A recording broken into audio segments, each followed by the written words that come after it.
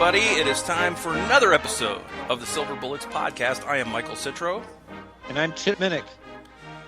And Chip, you and I are here at the lovely Four Seasons to give our, we're here live at the Four Seasons to, wait a minute, this doesn't look like a hotel. And we're also not live. It's all lies. It's all lies, Chip. Sorry. No problem. All right, so this is the Silver Bullets podcast, and I'm just trying to put off, Chip, I'm trying to put off talking about Ohio State and Rutgers. And, no special reason, just wasn't a fun game to watch for long stretches of it. I'm not feeling as good this week about the Ohio State Buckeyes after having watched it. Where are you mentally right now?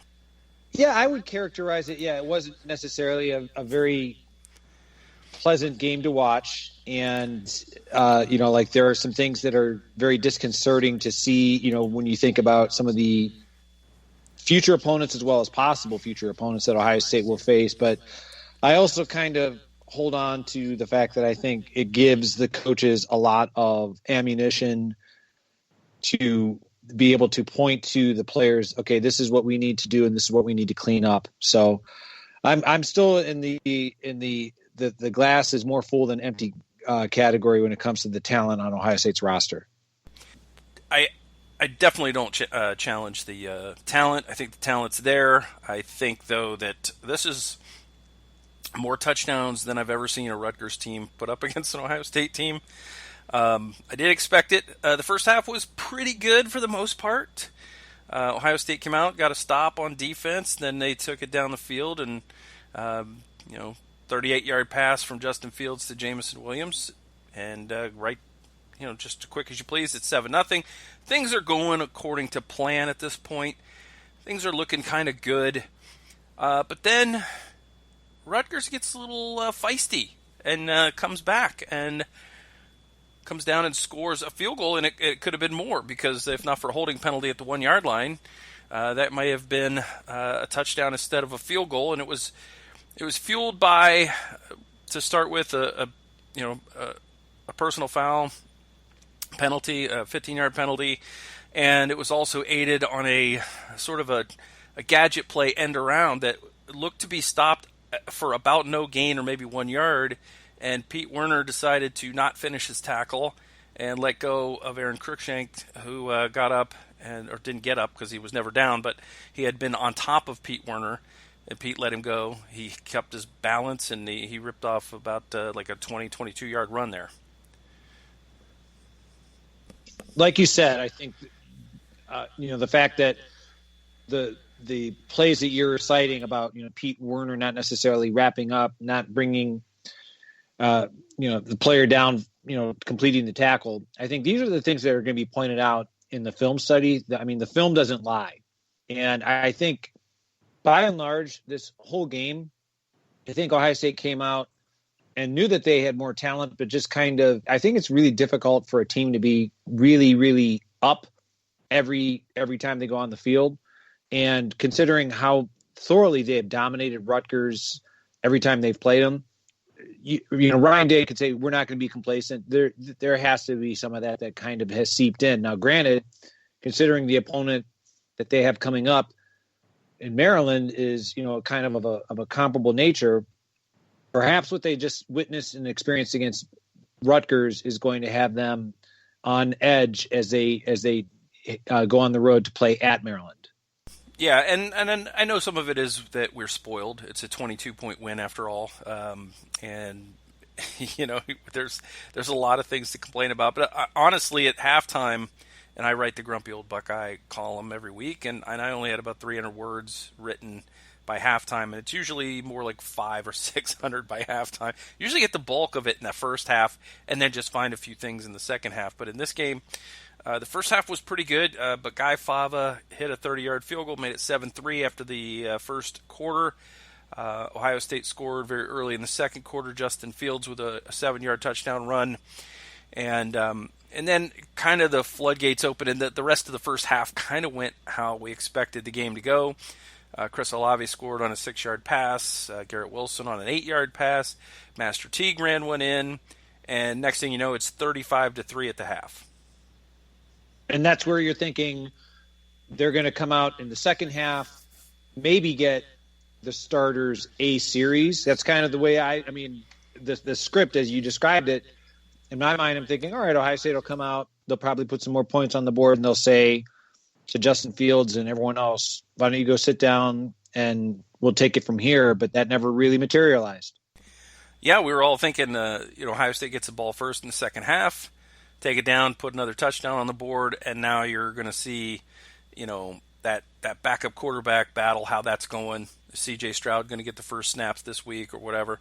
And it just didn't happen. Ohio State largely shot itself in the foot offensively in the second half. A lot of holding penalties and just really some weird plays. There was one play, I think that might have been in the first half actually, though, where I think it was only Justin Fields' second incompletion. He threw one up he threw a jump ball intended for Garrett Wilson, thinking, Garrett Wilson's got a chance to come down with this. But he had to throw it immediately because Josh Meyer snapped the ball and most of the offensive line just stood there. So it was just little things like that all night that just weren't quite right. It was a sloppy game.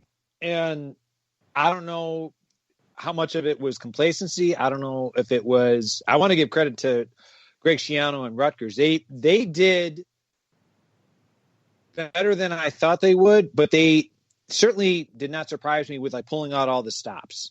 When you really have nothing to lose, why not just a lot of the trick plays, the special teams creativity, do it.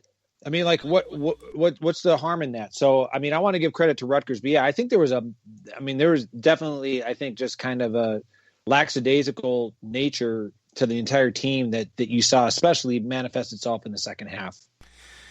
Yeah, there really was. Rutgers scored first in the second half. A Raekwon O'Neal 4-yard run made it 35-9. They tried to go for 2 there and failed, which was a common theme in the second half. Ohio State did answer. Jeremy Ruckert, 7-yard pass from Fields. It's 42-9 at that point. And then Rutgers put together a couple scoring drives. Ohio State the offense couldn't get off the field and turn it over to the backups because they couldn't provide enough cushion for the Ohio State coaching staff to feel comfortable turning the game over to the backups. We saw a few backups in, but Justin Fields remained the quarterback until the very last offensive snap for Ohio State. Giovanni Haskins with a 6-yard run for a touchdown in the fourth quarter, and then Bo Melton had the 58-yard punt return on the second throwback return of the game for Rutgers. And this one, I got to be honest, I thought that there was some really lackadaisical pursuit. Steel Chambers kind of looked like he was lollygagging on that play, and there was a few others that just it looked like they didn't take it seriously until Melton was about 15 yards from the end zone. And again, I think when that comes out on the film, I do not envy being in the meeting room when the coaches see that and are called out in front of their teammates for that lackadaisical effort. The Buckeyes put another one in. Chris Olave, 33-yard touchdown pass from Fields. And then Rutgers tacked one on Johnny Langan run. And that gave you your final score, 49-27. And Rutgers was driving at the end of the game, and just a really inexplicable fumble, unforced fumble by Artur Sitkowski, their third quarterback. And he just went back to pass and lost the ball when he raised his arm. It just went backwards. And, this was a Rutgers team that had been throwing interceptions. There was really not much even of a chance of an interception in this game other than on the one of the 2-point conversions. You just referenced Sitkowski, and yeah, that fumble was bizarre. I personally, I'm kind of curious what it is that Noah Vedral had shown or is showing, because Sitkowski, when he came in, he looked very impressive. Now, he was, I think if memory serves, it was kind of like one of these recruiting coups that the previous coaching staff was Chris Ash was successful in securing Sitkowski, because he definitely looks like he has a bright future. Maybe it was just he was shell shocked from what he went through last year. They figured, okay, we're going to let Vedral play. I don't know, but I think Rutgers certainly has brighter days ahead. Not just for next year. I think the remainder of this season, I think they showed a lot that other teams that they are going to be playing will need to make sure that they sit up and take notice, because I think they're kind of letting people know, hey, we're not just going to be the doormat willingly. We're going to, if we're going to lose, we're going to go down swinging, and we're going to make sure that you remember that you were in a game with us. So I think Greg Schiano certainly has that program pointed in the right direction.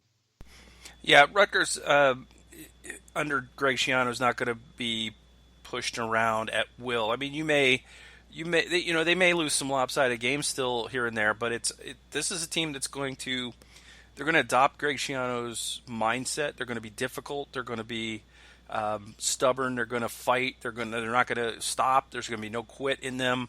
And you're right. You got to give them a lot of credit for the way that they fought in the second half of that game. And I'm sure that will be something that perhaps will propel them, into the rest of the season. And it's something that Greg Schiano will be proud of and will be happy about. Sitkowski had, I believe, some injury issues, if I'm not mistaken, in the past. We could get our buddy Greg Testudo on the horn. He who was with us last week.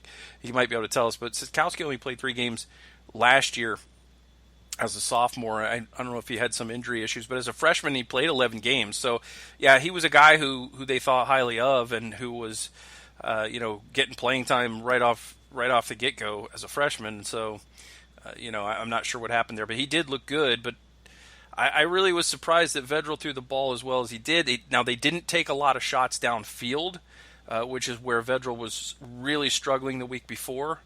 And, that probably served them well, because he was able to get the ball out quickly and not have to face much of that Ohio State pass rush, because there really weren't many sack opportunities for the Buckeyes on Saturday night.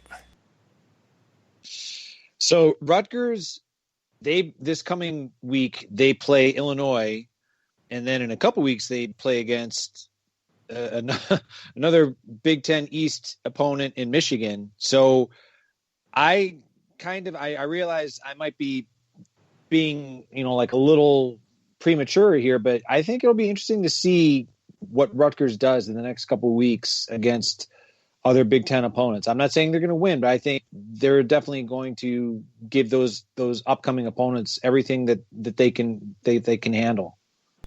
If Rutgers can play the way they played in the second half and the way they played against Michigan State, I mean, they could be a bowl team this year. I mean, if Illinois is a home game, it's a winnable game for Rutgers. Michigan's a home game for Rutgers. I'm not going to count Rutgers out from that game, the way we've seen Michigan play. They go to Purdue. They host Penn State this year, and who knows what state the Nittany Lions will be in by that point, because they're really off to a terrible start.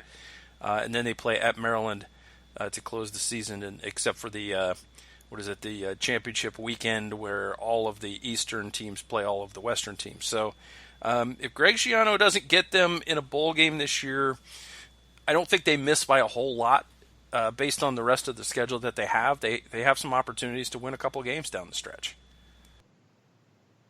And as we discussed last week, which it's not surprising to me that Greg Schiano is identifying a lot of the top talent in New Jersey, and if not necessarily getting it all, he certainly has Rutgers well positioned to improve their talent base. So like a return to bowl eligibility, if not in 2020, it doesn't seem like it's going to be as difficult as maybe you and I believed when we were trying to assess, where Rutgers stands in relation to the rest of the Big Ten. Absolutely. The score predictions, Chip, you had 56-7, and I had 55-17, and so a final score of 49-27 would seem to indicate that I was closer on both ends, just by a little. That's fine. That's fine. All right, so our picks to click. I don't think either of our offensive picks to click really clicked all that much. I took Master Teague, and you took Steel Chambers in this game. And, I mean, Teague had some decent runs, but overall I wouldn't say that he had a great game. He ended up with 60 yards on 12 carries. That is a 5-yard average, but there was a 25-yarder in there, so the rest of his carries went for 35. So I'm not going to give him a click this week. Steel Chambers ran 4 times for 46 yards, but he gained 47. He gained 38 of it on a fake punt. So I'm going to say Steel Chambers did not click either. That's fair. Yeah, Steel Chambers also did not endear himself with a fumble late in the game. Yeah, that's for sure. And that was, as far as memory serves, that was in the red zone as well. So that was actually it was the play, if I'm not mistaken, after Trey Sermon, and he got dinged up a little bit. You got it. Yeah, Trey Sermon had the long run, and he kind of his head hit the turf pretty hard, had to come out, and then Steel Chambers turned the ball over. Not good, because we had heard reports out of practice that he had been putting the ball on the ground in practices. So, that's not a good way to get on the field for Ryan Day. So hopefully he'll get that cleaned up and learn from that. Do the whole thing where you're carrying the football around campus with you all the time. Just like in the program. That's right. I wouldn't even say that many people clicked offensively. I mean, Justin Fields, Garrett Wilson, Chris Olave. I'm gonna call it. That's it on the offensive side of the ball. Maybe you could make a case for Nicholas Petit-Frere because he seemed to play pretty well of the offensive linemen. He was the opposite of Harry Miller, who had he had some problems letting go.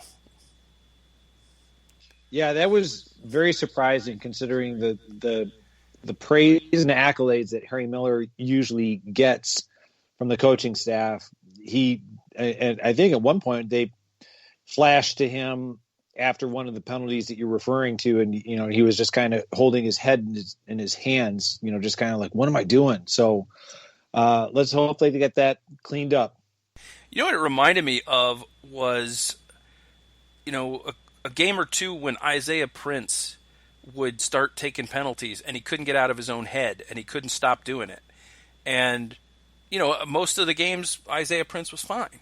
But there were these games every now and then where he just mentally couldn't get over a mistake, and it would just compound and compound all night. I think that's kind of what happened to Harry Miller here.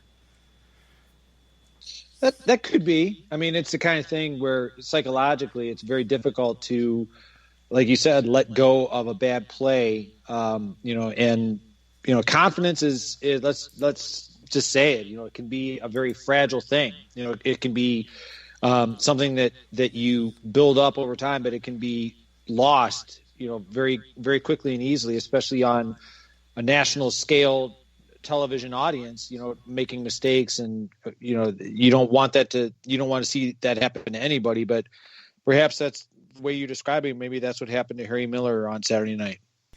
Well, it's important to remember that he's only had a few starts, so we knew there's going to be some bumps in the road. You'd rather have some bumps in the road against Rutgers than against one of the better teams that will be on the schedule. I mean, he played pretty well against Penn State, so it's unfortunate, but I'm sure they'll get him coached up and he'll bounce back.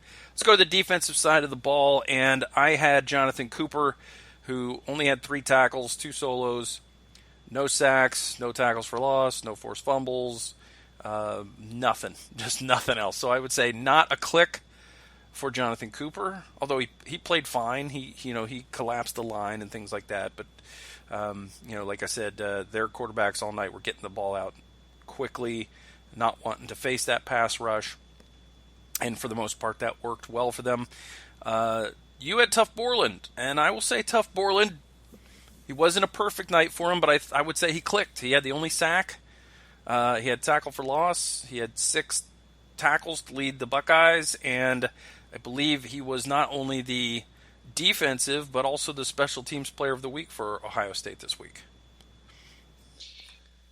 Tough Borland, I mean, he's let's just say that he has that unfortunate love-hate relationship with a lot of the with the fan base. I mean, I don't think a lot of the fans ever really have forgiven him for, rupturing his Achilles and not coming back miraculously.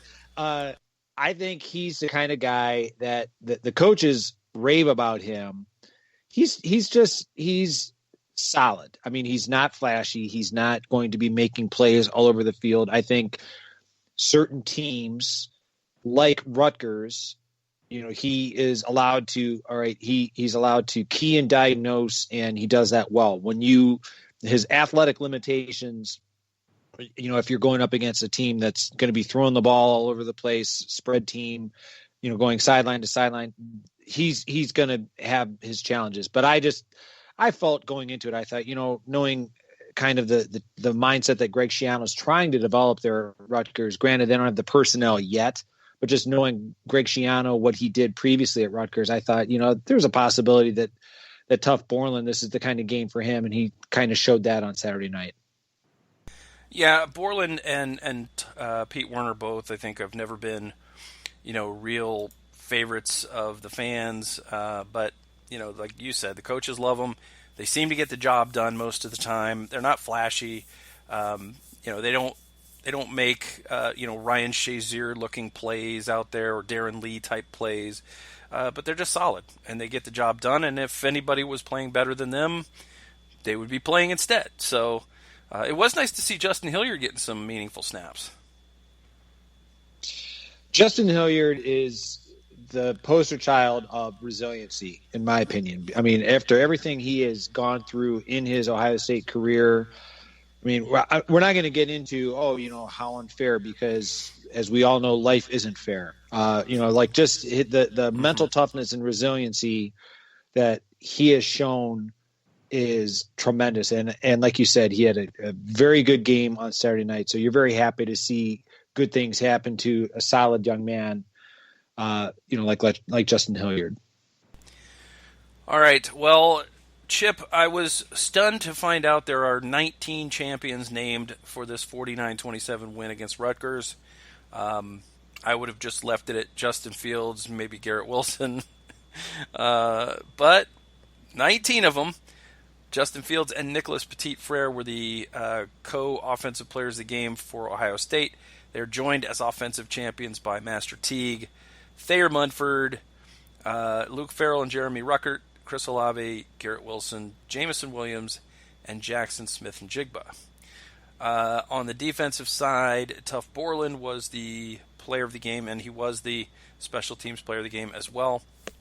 Other defensive champions, Jonathan Cooper, Javante Jean-Baptiste, Tyler Friday, Tommy Togiai, Justin Hilliard, Seven Banks, Sean Wade, and Josh Proctor. A little surprised by that many players in the secondary grading out as champions, but that's what it was. And if that doesn't add up to 19, I'm not giving. I guess I should give the scout team players of the week. Let's see: Jacob James, Darian Henry Young, Sam Weiglis, and Ryan Batch. So there's your champions. There's your players of the game and your champions. I think it's too many for Rutgers. I would agree with you. I think a little casual in terms of the evaluation, but again, we're not on the coaching staff, so their criteria, we're just going to have to trust and abide it. Exactly. So we turn the page on our Rutgers Week, our annual tradition of Rutgers Week. Who could forget growing up and being all excited every every year when Rutgers and Ohio State would play, you would see all the R's on campus were crossed out with tape. It was something to behold, and here we are, still enjoying this rivalry many years later. Yeah, I will say that this game is definitely with all the you could say, should the Big Ten have invited Rutgers in or not? I mean, I will say that for Saturday night's game, as as I don't want to say disappointing, but as confusing as it sometimes would seem, I'm gonna turn the page on the 2020 Ohio State Rutgers game and look forward to even more competitive games in the future, because I think to me that's how I prefer to enjoy my Ohio State football is if it's a truly competitive game. All right. Well, again, like I said, we're turning the page on Rutgers, and next up is Maryland. We will go around the Big Ten in a little bit, but first, let's bring in this week's guest to talk about the Maryland Terrapins, the Maryland football Terrapins, who are suddenly maybe good. Let's get to that discussion right after this.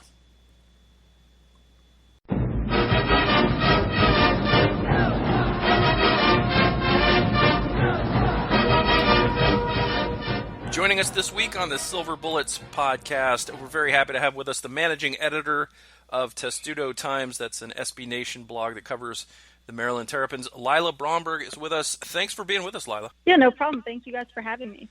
So before we get into the real questions, how long have you been covering Maryland football and Maryland sports in general? Yeah, so this is my fourth year covering the team. My first 2 years for both men's basketball and football were doing photo and graphics, and then I've been reporting on the team for about 2.5 years. Okay. I just want to jump right into where the Terps are right now, which is in a really good spot, actually, because I just watched I got to see a great deal of the Penn State-Maryland game, and I have to say that, like many people, it was a very surprising game in terms of how much ease Maryland had in not only moving the football but also stopping Penn State. Is this especially after what happened opening day, is this a huge shock to Maryland fans? Are you guys kind of still not believing this is real, or were you expecting something like this? I mean, I think fans were surprised. As a reporter on the team, just knowing the people I know, what I've heard about, just the guys on this team, what I knew about the talent, I wasn't surprised by Minnesota. I actually predicted that would go to overtime. A lot of people thought I was crazy and ended up doing that. With Penn State, I knew the offense would be able to perform, and I think that's something that's going to be consistent with this team. But I definitely didn't expect the defense to come out like that. And, even the score doesn't really tell the full story because Penn State scored a touchdown with 11 seconds left. But, I mean, it definitely is surprising in some regards, just especially a win like Penn State. I didn't expect them to win that one. I just didn't think I thought it would be close, but I didn't think they would be able to beat them just because this was only the third time in program history that they've been able to take down that team. So just to kind of piggyback off that in a different sense, I mean, you already touched on it, like the way the season started out with the loss to Northwestern. And as you said, I mean, I give you a lot of credit for predicting the overtime, but I mean, let's face it, like the overtime win against Minnesota, definitely classified as a nail biter. And then I'm just going to say, this was a beating that Maryland put on Penn State, and no way, no ifs, ands, or buts. I mean, to be up 21-0, I don't think Penn State knew what hit them. So I guess when it comes to Mike Locksley, I mean, he kind of had this reputation of, being able to recruit well, but it was kind of remained to be seen about coaching. I mean, what's the one game as impressive as it was, does not a season make, but what's the kind of general vibe around Locksley and the direction he's taking, considering what he inherited from the DJ Durkin situation. Yeah, I mean, Loxley is someone that, I've have a really good relationship with, just, through covering the team. And, I'm close with a lot of his alumni. And I think just being able to, not his alumni, but guys that used to play for him. And I think just talking to those guys, they really, were kind of telling me that he is able to draw plays and things like that, and really be a skilled offensive mind, especially if you look at what he was able to do at Alabama. And I think, honestly, like, it's really tough to rebuild a program, especially, as you mentioned, in the state the program was in. You not only have a team that's dealing with the death of a teammate and, having trust issues, and not, it's hard to open up to a new coach after, what happened with that. And the team just wasn't in a great place in terms of talent as well. And I just don't think they had the right quarterback stay. And I think that's the biggest difference you're seeing this year, are two of those things, in that there's much more trust between this team. It seems like there's a much greater bond between this team than last year's, which is strange because there's 56 or 57 new players. But also just the quarterback play. I was talking to a bunch of alumni today, and they were just telling me how Maryland hasn't had a quarterback this good in so long, and that's what they thought was making the biggest difference this year. Well, certainly quarterback is a big factor for Maryland this year, and the great quarterback play that Maryland's gotten is one of the big reasons why the Terps are where they are right now. But after giving up 40 points in back-to-back weeks and holding Penn State, what's going on with the defense? Who's stepping up? Who are some of the players that Ohio State will need to be aware of on the field this weekend? I mean, for Maryland, the best defensive player has been by far Chance Campbell. He, going into the Penn State game, he was leading the entire nation in tackles per game. And he, ranks, I think he leads the Big Ten in solo tackles. He's towards the entire top of all the Big Ten defensive standings. And he had a fumble recovery for touchdown last game. He's really just been a force all around on defense. And, the defensive backs have just been really good overall. Maryland has really struggled on containing the run, but the defensive backcourt has been really good. You've got a lot of really talented young guys there, and a cornerback in Tarheeb Still, who's a freshman, and then Nick Cross, who is a sophomore and was a big recruit for Maryland. So those guys have really stood out on the defensive end. So, and I'm not sure if the Big Ten Network mispronounced it, or maybe I had been mispronouncing it. I always thought it was Rakim, but on the Big Ten Network, they were saying Rakim. So it's not my – okay, so I was wrong. Rakim Jarrett was named, deservedly so, the Big Ten Freshman of the Week. But another very prominent wide receiver, if you could talk about Dante Demas. It looks like, Maryland has some legitimately talented wide receivers that Ohio State's going to have to figure out how to defend. Yeah, wide receiver is without a doubt the most talented position that Maryland has. Like you said, you have a guy like Rakim, who really had a coming out party against Penn State. He's the second highest recruit in the history of the school, behind Stephon Diggs, who actually played a huge role in getting him to come to Maryland. Like you mentioned, you've got a guy like Dante Demas, who he had a good season last year, but he was kind of overshadowed by just how bad the team, and especially the offense, was overall, and it just wasn't the right quarterback fit. I don't think that chemistry was ever fully there between the quarterback and wide receivers. And then you also have a guy like Jayshon Jones, who leads the team in receiving yards, doesn't lead the team in receiving yards. He's been like one of the top guys for them as well. He had to sit out last year with a torn ACL, but he was really, really good his freshman year. So those are kind of the top three guys there. And then you've got a bunch of other depth around them. But those three guys have really made a huge trio for Maryland. And, on any play, those are all guys that are really explosive. Lila, the running game with Jake Funk, who is probably one of the most fun players to watch this year so far in the Big Ten, and the quarterback Tagovailoa. What is the scheme there? What is the What is Loxley trying to accomplish? Is there a lot of read zone or zone read? Is it power? What does Maryland like to run in the rushing game?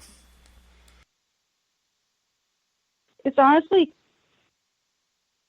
I mean, they're typically running like an RPO game with offense, and it's been a bit more pass heavy this year. But yeah, I mean, they typically run an RPO game. They haven't been using kind of a jet sweep as much as they were in past years. There's been a little bit out of the backfield to Jake Funk, but I mean, really, they've just been giving it to him and letting him work, and the offensive line has been playing a lot better than they have in recent years, which has really helped. And for a guy like that, you know, he's coming off 2 years of being out with ACL tear, so it's been really great to see him doing as well as he has, just because he's, you know, been through so much in his career. So Michael just asked about Jake Funk, but I wanted to ask about a couple other running backs that saw some playing time against Penn State that are true freshmen, and that's, you know, Penny Boone and Isaiah Jacobs. Could you describe them for our audience? Yeah, so they haven't seen like that many touches so far. I mean, you have Talia Tagovailoa has more carries than either of them. You know, they've 22 combined and haven't played a huge role yet. And I think a lot of it just has to do with how dominant Funk has been. And also the two of them have had trouble controlling the ball at times and not turning it over. But especially a guy like Penny Boone, like he like has a monstrous lower body. Like he's a really big back that can really just kind of charge through people and be that power guy. But we honestly haven't been able to see that much of them yet. You know, they only have Penny Boone is 51 yards, and, you know, Isaiah Jacobs has 29, and then, you know, you've Jake Funk with 336. So it's really mostly being run through Jake Funk. The quarterback play, you know, we talked about that being good. You know, Talia Tagovailoa had 3 interceptions in game 1, 1 in game 2, and none against Penn State.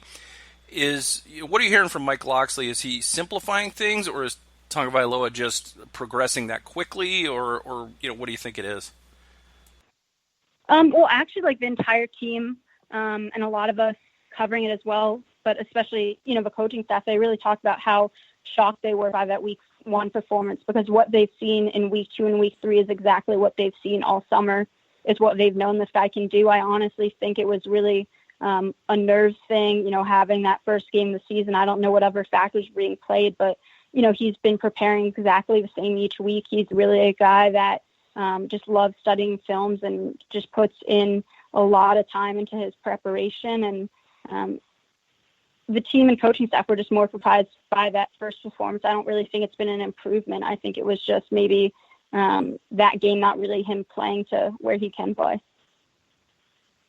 I want to circle back to the defense if we could, because in watching that Penn State game, and I want to give credit where credit is due. It certainly, I mean, I may have the final tally incorrect, but I think there were 7 sacks of Sean Clifford, and I'm not trying to disparage the Maryland defensive line, but I think a lot of that was coverage sacks. Like from the view that, you know, from the television view, it seemed like a lot of the times Sean Clifford was back there trying to find somebody to break open and couldn't. So where would you characterize the strength of the Maryland defense? Is it in the secondary, or would you say it's in the defensive line? It's definitely in the secondary. That was kind of a surprising performance from the defensive line, because they've really been struggling all year in doing that. And like you said, it's kind of hard to tell whether it was them or more Sean Clifford. But I mean, I think that was honestly the surprise in that game is you didn't expect that defense to be so good. You know, they stepped up against Minnesota, but they've been allowing a lot of rushing yards throughout the season, and were able to clean it up there. So that was definitely good to see, and I think this is really going to be a test for them against a team like Ohio State.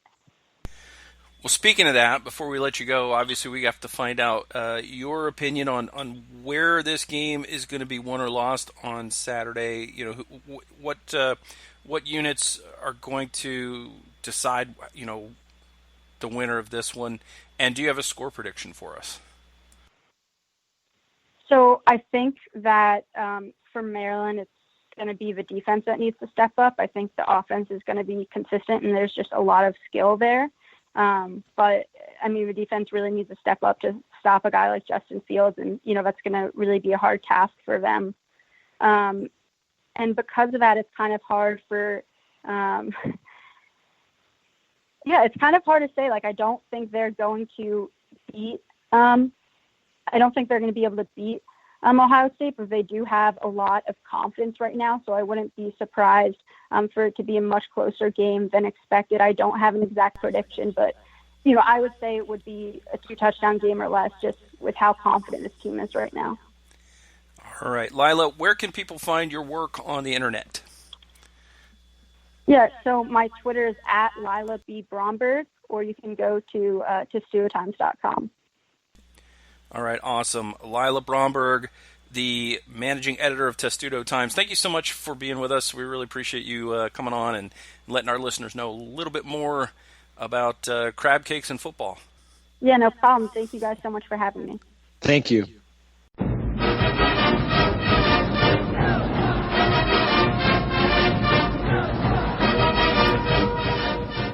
All right, once again, big thanks to Lila Bromberg from Testudo Times for joining us here this week on the Silver Bullets podcast. Maryland's one of those teams that I kind of watch them from time to time, but Chip, I don't really pay attention to the names necessarily so much. Obviously, Tagovailoa is a name that you can't really ignore when you watch them play, and Jake Funk is a guy who, with a name like Funk, you're going to get noticed, especially the way he's been playing. But it's like a bunch of guys running around in ugly helmets, and I don't know who any of them are, but they're playing pretty well. I completely agree with you on the ugly helmets thing. Maybe I'm just the traditionalist in me. I remember just that, again, showing my age here, like that, like the big M was, and that was sufficient for me. But I'm not at Maryland, so I have no vote. But I do remember when Maryland went back in the day, you're talking like 30 years ago, when, they had Bobby Ross was their coach, and they had, they were able to, it seems like ancient history, they were able to, it seemed like year after year, have a decent quarterback. I mean, like Boomer Esiason was, he played for Maryland, and then they had, somebody by the name of Stan Gelbaugh, and they had Frank Reich and all these quarterbacks that wound up spending time in the NFL, and it just completely nosedived. I don't know how or when. It certainly wasn't Ralph Friedgen's fault because he had them competitive, several years ago. But it's nice to see that Mike Loxley at least seems to be getting that program more competitive. I mean, the whooping they put on Penn State was completely surprising. Yeah, and his hiring was not one that I think a lot of people, I think appreciated or were inspired by or were that impressed with. But if you look at this year and just the start to the season, and you would not have thought it after week one when Maryland got pounded 43-3 at Northwestern. But then they come back and beat Minnesota. We already know Minnesota's defense not great, and Maryland was able to get back in that game and ultimately win that in overtime. Minnesota helping with a missed PAT, and then I don't think anybody was ready for this week, and we're going to start going through the Big Ten right now, and we may as well start with Maryland at Penn State. And this was a 35-19 final in favor of Maryland. And not only would I have not thought that, but Penn State scored late in that game, and it was actually not as close as the final score indicated, and it's not a particularly close final score. It was 21-0 Maryland before Penn State even got on the board. I mean, it was – I can't emphasize this enough. This was not, as you just said, Maryland surprisingly beat Penn State. No. There's this – anyone who has had the opportunity to watch this on, for example, like the Big Ten Network, like in the BTN and 60, Go watch that, and you'll see. I mean, I'm sure that Sean Clifford is probably, has had, like a lot of aspirin and some ice baths because he got walloped by, 7 sacks. Maryland offensively, defensively, special teams, they were pinning Penn State deep in their territory on punts. Maryland dominated that game. So any Ohio State fan who goes into this game with Maryland thinking, oh, Ohio State walloped them, and they always do. Trust me, I'm certainly a little bit more concerned about this Maryland game than I was before. Yeah, I am too, but Penn State, I don't know if it's one of those cases where, every year we see Ohio State play Penn State, usually close, and then Ohio State doesn't look all that good the week after, and that happened. They didn't really look all that great this week, Ohio State, although, the first half was fine. But Penn State, did they let Ohio State beat them twice? I don't know. The thing that I see with Sean Clifford that I've noticed, and I don't know if this is a problem just from this year, but it seems like when he gets a little antsy, he takes his eyes off the receivers downfield and just makes his decision he's going to go. I'm just going to go, and it doesn't really matter. I'm not going to continue to search for a guy downfield because a mobile quarterback or a guy that can buy himself time, ordinarily some guy's going to break open and you're going to get a broken play and guys are going to get out of position. You're going to make some big plays out of it. Sean Clifford, a lot of times, tucked that ball and just decided I'm going to go. And, when he was considerably behind the line of scrimmage, 10, 12 yards behind the line of scrimmage, and there wasn't even an opportunity for him to throw the ball, that ball was tucked. He was just not going to continue to search for somebody to break open. And I think that Maryland got in his head a little bit. I think he just used it as a crutch. He made enough plays with his feet that he thought, well, I'm just gonna try it. He just kept going. And when you have a Freiermuth and a Jahan Dotson, I don't understand why you're not just constantly going to them. And Dotson had another big game, 9 catches, 123 yards, and a touchdown. But it was not great, and I think Penn State completely abandoned the run in this game because Sean Clifford had 17 carries. He was the leading rusher, but a lot of those were scrambles. Devin Ford only carried it 9 times, and he averaged 4 yards a carry, and I think that Penn State, traditionally, you keep feeding a back at Penn State, and they get better as the game goes on. I like Devin Ford as a running back. I will just say that Penn State, they were down 21-0 before I think they even knew what hit them. So that might have contributed to why they abandoned the run early. But they've got a lot of problems. They're 0-3. Now, granted, you can say, well, it was so close against Indiana. The last 2 weeks, they've been outplayed. Ohio State and Maryland have completely dominated them. So it remains to be seen how they mentally regroup because they're going on the road to Nebraska this weekend. Yeah, absolutely.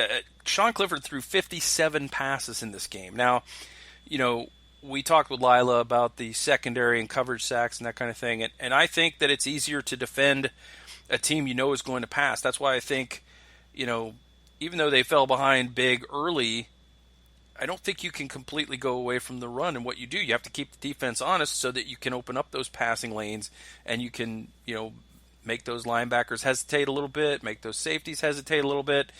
And I don't think that James Franklin I don't think his offensive staff called a good game.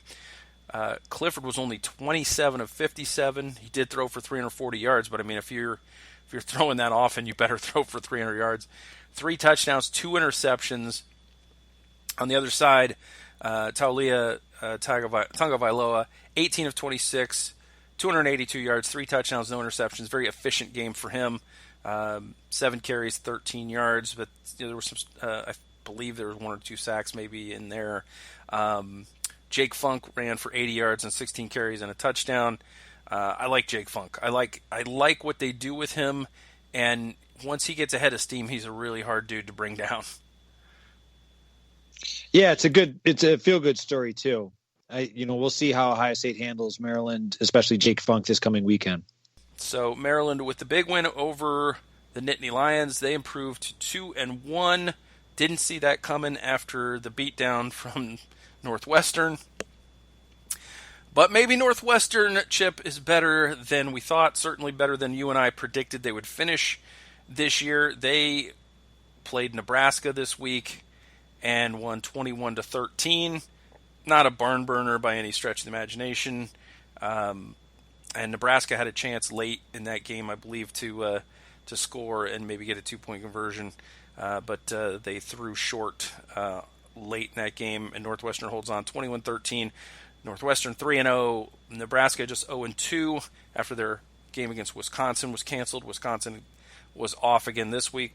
Their game with Purdue was canceled, but I believe Wisconsin is on track to finally get back to playing.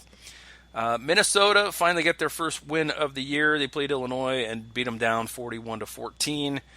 The offense worked as usual, and this time the defense actually showed up, or maybe it was just because they were playing Illinois. And Illinois is 0-3. Minnesota 1-2. Michigan State, could they keep it going after their big win against their rivals Michigan? Chip, no, they could not. Iowa 49, Michigan State 7. It was ugly early. It was 35-0 at the half. Sparty, no. Sparty, no, and what is it? You're regressing to the mean? Is that I'm not, math is not my thing, but I think, yeah, this is the kind of results that I think you and I probably anticipated Michigan State having a lot of this year, and Iowa just kind of demonstrated that.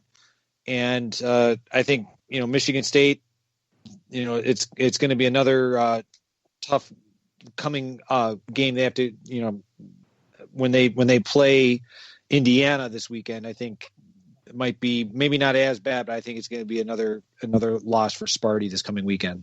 Yeah, and Chip, both of these teams are 1-2. It's not like Iowa was tearing it up and Michigan State ran into a buzzsaw. I mean, Iowa wasn't playing that well. Michigan State obviously lost week 1 to Rutgers, then beat Michigan, and then got creamed by Iowa. Spencer Petras was 15 of 27 for 167 yards and a touchdown. Not a great day passing for him. And Rocky Lombardi was 17 of 37 for 227. No touchdowns, 3 interceptions. Rocky Lombardi was, he played quarterback like a boxer on this day. And he didn't get to throw against the Michigan secondary like he did previously. Exactly. Not a great day for Spartan Nation. And that brings us, Chip, to Michigan and Indiana. Could Indiana pull off another quote-unquote upset? The Indiana Hoosiers could, in fact, do that. They beat Michigan 38-21, and this was a 24-7 game at the half. It was not – Michigan was never really in the game. Joe Milton threw for a whole bunch of yards, but they didn't really get the running game going. They couldn't stop anything on defense, and Michael Penix had his way with them. And there was a part of me that would not have been surprised at all had Michigan fired Jim Harbaugh on Saturday, but that didn't happen. He's still around. He's still around now, but when you take a glance at the remaining games on the schedule, it is not going to be easy for the Wolverines to right that ship, because this coming weekend they're going up against Wisconsin, and I realize all of the issues off the field Wisconsin is dealing with, but Wisconsin, I mean, they are well suited, and they dominated Michigan last year. I think they are well suited to hand Michigan another loss. We were talking about Rutgers. I mean, Penn State, like you said, both Penn State and Michigan are having a lot of issues and struggles. Maryland, I'm serious when I say that. I mean, it's entirely possible Michigan may not win another game this season. It's entirely possible. That would make the Rich Rod days look like, the glory days. I mean, if that happened, that's really bad. This is a Michigan team, Chip, that ran 18 times for 13 yards against Indiana. That's not going to get it done. That's not Michigan football. And Joe Milton threw 2 interceptions. It could have been more. He had a couple off a defender's hands. Meanwhile, Michael Penix threw 50 passes, completed 30 of them, 3 touchdowns, no interceptions, 342 yards. Good day for him, and he just keeps getting more and more confidence. Michael Penix has this, Chip, he's got a delivery that I have never seen from any quarterback, and it looks like every pass is going to be short-armed, but it somehow gets there and hits his receivers in stride. I mean, he threw some beautiful passes. He just has some really quirky mechanics, but it works out for him.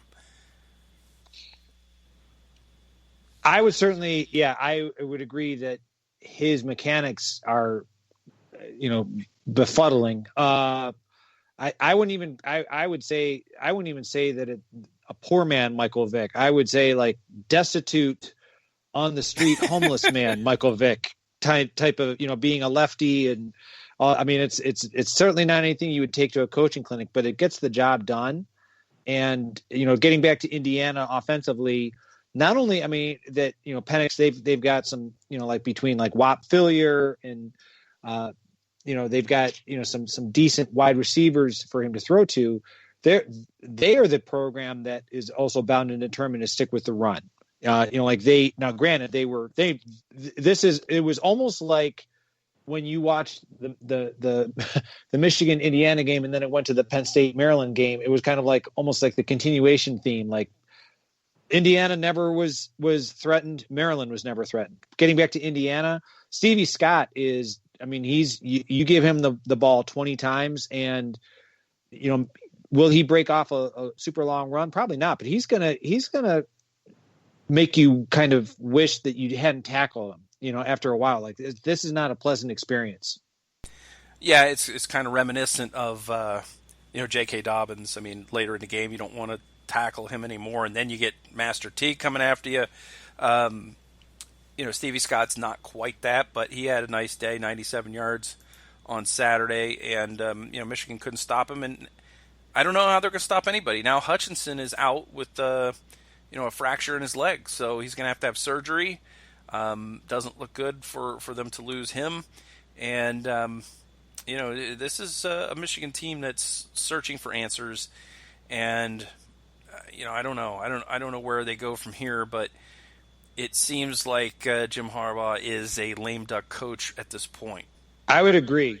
And I guess the part of me, if you had, we've talked about it before, that I believe deep down inside what they being the powers that be, the administration, want is for Jim Harbaugh to get an offer to go to the NFL.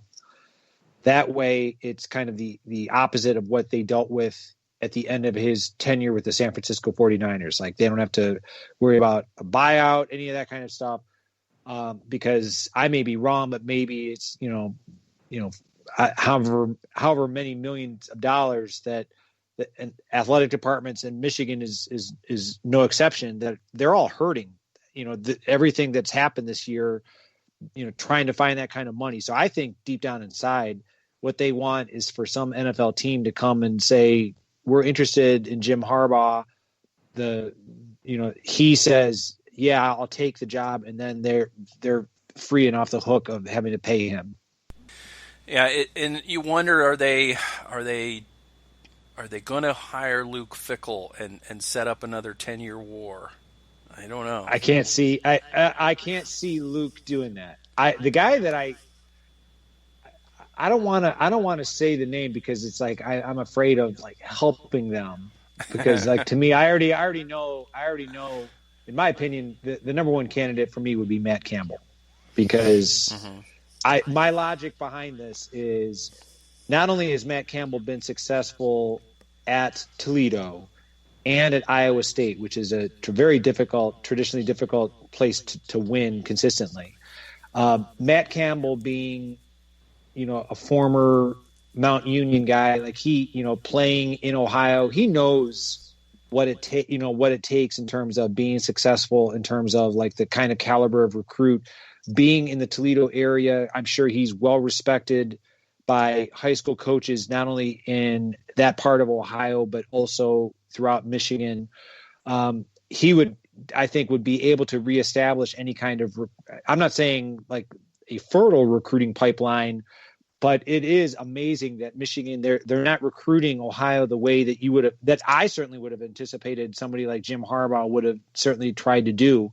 So that would be, I would think Matt Campbell would be their number one choice. It's getting back to Luke Fickell. Not only you're talking about a guy who, played for 4 years, was a former assistant. I think Luke is, would he be interested? Certainly. But I think if there would be a job that Luke would listen to, that I think he could thrive at, I could see him going to Notre Dame when Brian Kelly is done. And I could also see him if Penn State were to ever make a move, or if James Franklin were to ever decide to leave. I could see Luke somewhere like that. I think it would really, you want to talk about burning bridges. Like there wouldn't even be ash left, like for Luke, in terms of what he would do in terms of the relationships that he has if he were to go up there. Like Chris Ash, there wouldn't be any Chris Ash left. There wouldn't even be any Chris Ash. It would be smoldering. It would just be that like Bo Schembechler at least was, for people that seek that comparison, I think they seem to forget that Bo Schembechler, he played for Woody Hayes at Miami University. He didn't play for Ohio State. Now granted, he was, a former player for Woody. He also was an assistant for Woody at Ohio State, but he had also been an assistant, at Northwestern, and he had also been at Bowling Green. He had some time throughout the Midwest besides Ohio State, and then was successful as the head coach at Miami before he got that job. So I just think Luke, being a Buckeye through and through, I can't imagine. I think people would be happy for him if it was Notre Dame, Penn State. I'll even throw Illinois in there in case they decide to come to their senses and realize that Lovie Smith isn't cutting it. I don't see him being able to recover on a personal relationship scale if he were to make that move. I don't know about Illinois. I think that's a program that's it would take a lot to get that program back to anywhere close to where they were, I think. But you mentioned Michigan and their schedule and the rest of the way, and like you said, they play Wisconsin, they go to Rutgers, they host Penn State, they host Maryland, and then at Ohio State for the game on December 12th. And it's hard to see them winning more than 2 of those games, although Penn State has not covered itself in glory this year, so maybe they could still win that one, as it is in the Big House. But, of course, they have already lost one at the Big House this year to Sparty. So it will be an interesting year. I think this is something we've all known all along. There's no such thing as a gimme. There's no such thing as something you can take to the bank. I think most people would have said, yes, Ohio State will beat Rutgers. I certainly would not have bet the over, just based on the fact that Ryan Day wouldn't want to run it up on Greg Schiano. But I didn't see that second half coming, and I'm sure the Buckeyes coaching staff did not see that second half coming. But, we've already seen Wisconsin lose games to COVID, and, there's some stuff going on in the SEC now with teams, and you just don't know how this season is going to go. And that's I agree with Tom Orr. It just to predict anyone will go undefeated this year is ludicrous, because most years only a couple of teams, if that, manage it. This year there's so many more variables. So I think you're a lunatic if you're going to just confidently say a team is going to go undefeated. Oh, I completely agree. The SEC is teetering on the brink of multiple canceled games this coming weekend. who's to say, with everything that's going on with the coronavirus in the Midwest, if the Big Ten is going to be truly immune. I mean, Ohio State has been doing and saying all the right things, and it's great to see. You just don't know if other programs that had issues throughout the summer, if, for any of these upcoming Ohio State opponents, if they happen to have, players that are like, oh, who cares, kind of, that kind of a mindset. Mm-hmm. If Ohio State's gonna be able to get through their season intact.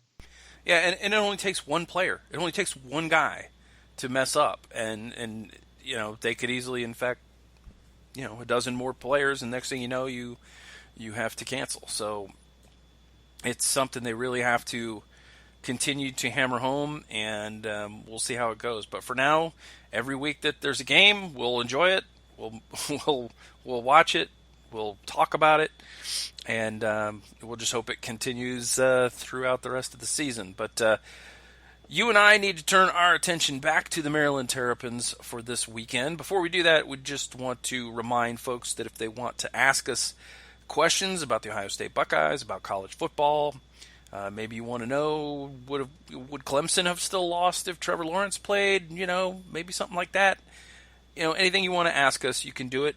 And there's a couple ways you can do it. One of them is to hit us up on Twitter. I am at Mike36Fan. He is at Chip Minnich. And you spell that last name Minnich.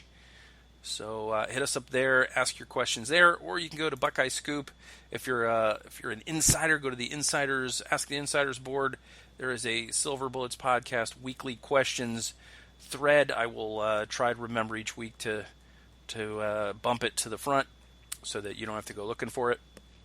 But that's how you get a hold of us, and ask us whatever's on your mind. We're happy to answer it here on the cast. So, Chip, you and I, let's talk a little Maryland football, crab cakes and football. The Terps coming in, and this is a much more dangerous team than I had thought, especially after week 1 when they got absolutely pounded by Northwestern. But now a couple of good showings in a row. The defense looked a lot better against Penn State. It's hard to tell how good Penn State is or how fragile their state of mind is right now. But, they went out on the field and they proved it. This is a team that has playmakers. We talked about it. We talked about it with Lila Bromberg. We talked about some of their offensive weapons, Rakim Jarrett and Jake Funk, and, of course, Mr. Tagovailoa under center. These are guys that can make plays, and Ohio State's defense has been susceptible. So what's going to happen? How do you see this unfolding on Saturday? Well, I think it's going to be, it's going to be a healthy mix if you want to think of it in such a way that it's not going to be as dire as like a nail biter as it was the last time Ohio State went to Maryland, on a almost completed 2-point conversion that would have upset Ohio State. And it's certainly not going to be the bloodletting like it was last year where Ohio State put 73 points on the board. I think it's going to be, Maryland's going to be more competitive. I think Ohio State still has more talent. Defensively, I think this is going to be another opportunity for growth because, if there's an area that has certainly shown itself to be of concern for Ohio State fans, the secondary, in terms of missed tackles and just a lack of depth and experience. So I think Ohio State is going to win this one. Do you want my score prediction now? You can give it to me now. Yeah. Okay. So my score prediction, I'm going to go Ohio State 56, Maryland 28.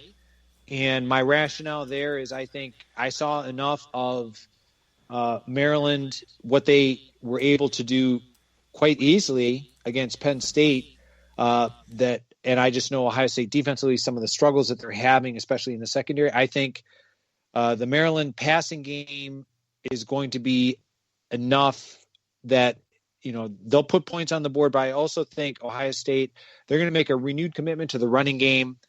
I certainly think Ohio State, they'll be able to, in the second half, put Maryland away. Okay, fair enough. Since you gave your prediction, I will give mine before we do our picks to click. I think pretty close on the Maryland side of the ledger to what you're thinking. I'm going to go 44-27. I think this just seems like it's going to be a game with a weird score line. So I'm doing 44-27. And now we get to our picks to click. Chip, I think this is a game where Ohio State's defense is going to be tested by Tagovailoa in the run game. I expect that if Maryland tries to throw deep, that Ohio State will get some pressure. I think they'll have decent coverage, and it'll really come down to, can they pin Tagovailoa in the backfield, or does he shake loose and make some plays with his legs? So that's what I think this is going to come down to, and how many plays can he make versus how many times can they stop him. And I think Ohio State will be able to do mostly what it wants on offense. I do still worry about Justin Fields holding on to the ball too long. I mean, only 11 incompletions through 3 games. No picks yet, and I think a lot of that is that he just is being careful with the ball like he did most of last year. I think there were times on Saturday night, I think there was an opportunity to hit, I think it was Jackson, Smith, and Jigba maybe down the middle of the field, and he held onto the ball and ended up taking a sack on that play. I remember the announcer saying, "Oh, look, you look down the field and there's no one open," and they showed the end zone view, and there was a guy splitting the safeties wide open down the middle, and it was like, well, obviously someone was open, but Justin ran out of time or didn't feel comfortable letting it go. So we'll see how it works, but picks to click. Why don't we start on the offensive side of the ball? Because like I said, I think Ohio State will be able to do mostly what it wants, especially in the pass game. Who's your offensive pick to click against Maryland? I'm going to go with Garrett Wilson. Even though I gained a healthy respect for Maryland's secondary from what I saw, what they did against Penn State, I do believe that this year, when it comes to Ohio State offensively, I think they are the type of team that needs to get the passing game going to be able to set up the run. And Garrett Wilson is a healthy aspect of that. So I'm going to go with Garrett Wilson. Okay.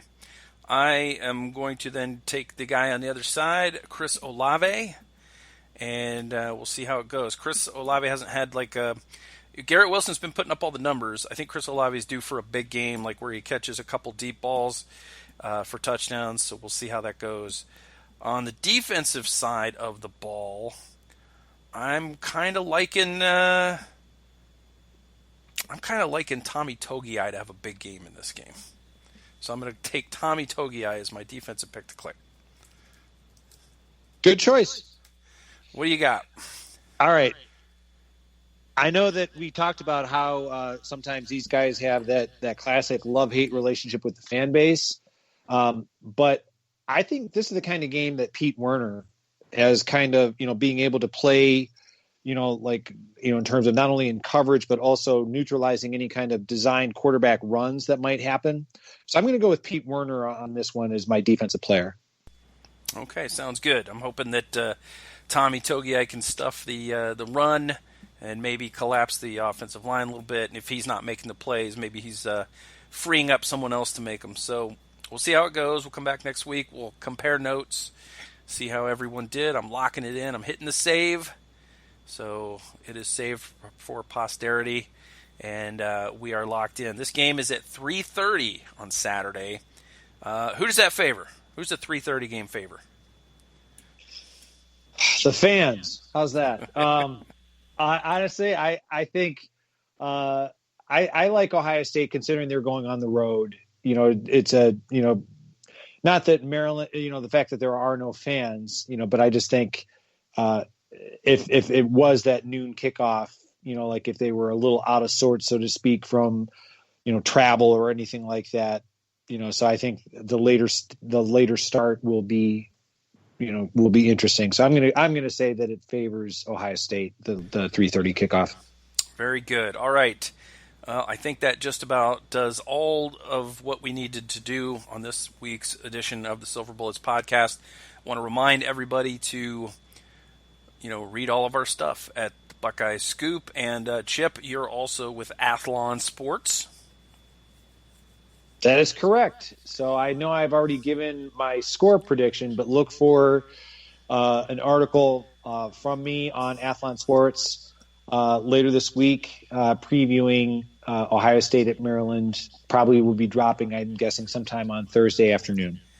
Yeah. Now, if you listen to our podcast on the website off Buckeye Scoop, just know that you can go to iTunes. You can go to subscribe to us. You're going to get the podcast overnight Monday nights instead of having to wait till Wednesday to get it. So there's a little bonus for you. It doesn't cost you anything. You just have to check the box or whatever, to have it automatically download to your podcast catcher.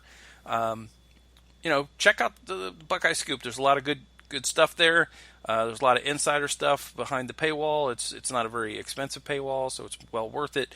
Check that out. Of course, check out all of the other podcasts over at the Buckeye Scoop. You get the Buckeye Weekly, you got the Morning Scoop, you got Scoop World Order, you got the Sloopcast, you got Gibbs in the Bank. I mean, there's podcasts for everyone, Chip. And one for every day of the week, if not more so. Well, the Buckeye Weekly is poorly named, Chip, because there's like 3 or 4 of those a week, and if you're on their Patreon, you get an extra one. That isn't available to everyone. So, yeah, it's a little bit of a misnomer. It should be like the Buckeye Tri-Weekly, or I don't know. Like it's more than weekly is what I'm trying to say. It exceeds its name. Oh, it certainly exceeds its name. Mm-hmm. And the Buckeye Scoop is every morning, so I believe just Monday through Friday, though. So lots of podcasts. I mean, there's not enough hours in the day to listen to all the podcasts we have. So just make sure you listen to ours. We're not really that bothered if you don't listen to all the other ones, but it'd be nice if you did. That's all we're saying. Precisely. All right, Chip, where can people find you? We already mentioned it once, but you can tell people again. Certainly. On Twitter, you can find me at Chip Minnich. The last name is spelled, as Michael said, Minnich. And look for me not only here with the podcast, but also on Athlon Sports. And of course, you can find me at Mike36Fan on Twitter. Make sure to give me a follow, give me a shout out, and I'll follow you back. I'm not that picky, really. And I am on Buckeye Scoop every Sunday morning, also known as the Grumpy Old Buckeye, is where I dump all of my vitriol and hate for the world. Even when things are pretty good, even when things are going good, there's still things that I don't like about the Ohio State games, and that's where I put it. I just put it there, get all that negativity out of my system, and put it out into the world, and then I feel better, and I just make everybody else have more angst. I consider it a healthy release. Sometimes it's tongue-in-cheek. Sometimes I'm actually aggravated. I think the second half of the Rutgers game was actually aggravating, but there's a lot of games there's really not that much to be upset about because, like I said, we, Chip, are very, very spoiled being Ohio State fans and having Ryan Day and having Justin Fields and all of that. So, but that will do it for this edition of the Silver Bullets podcast. We'll be back next week to break down the Maryland game a little bit for you, and then we'll of course be looking ahead to Indiana, which has been announced as a a noon kickoff. I take that back. A noon kickoff. Yes. On Fox on November 21st. Right. So now we know all of the start times except the Illinois game and the Michigan State game because Michigan's at noon as well. So, yep. Before you know it, they're going to screw up and let us know when all the games are. Well, I personally, I like being able to plan my weekends well in advance. That's what I'm saying. That's all I'm saying. All right. There's nothing left to do now, Chip, but what we always do at the end and say, go Bucks. Go Bucks.